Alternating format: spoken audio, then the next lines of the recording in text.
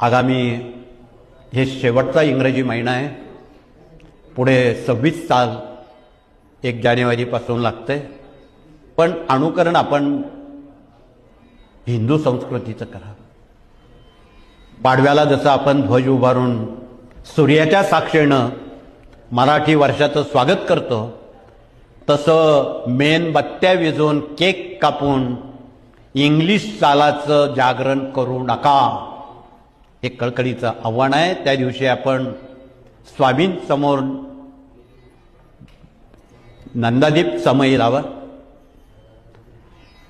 उद्याचं 26 साल सर्वांना सुखाचं, समृद्धीचं, निरोगी आरोग्य जावं म्हणून भारत मातेच्या स्वामींच्या साक्षीनं स्वामी चरित्र वाचा अथवा सप्तशती वाचा आणि नव्या वर्षाचं स्वागत करा.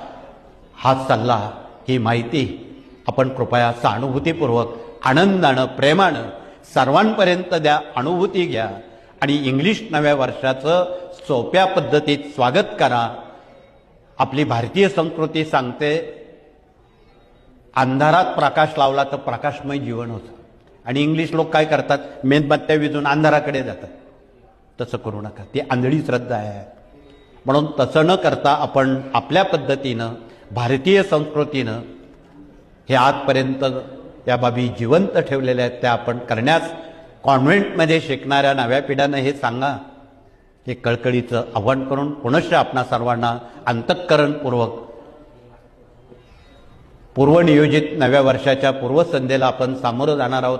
त्या नव्या वर्षाच्या पूर्वतयारीला आपण लागा. या सर्व कामाच्या जबाबदाऱ्या, ग्राम अभियानाच्या जबाबदाऱ्या आपण होऊन आपण घ्या. सांगण्याची वेळ येऊ देऊ नका. एवढंच कळकळीचं सांगून पुन्हा एकदा आपणा सर्वांना मनापासून धन्यवाद देतो.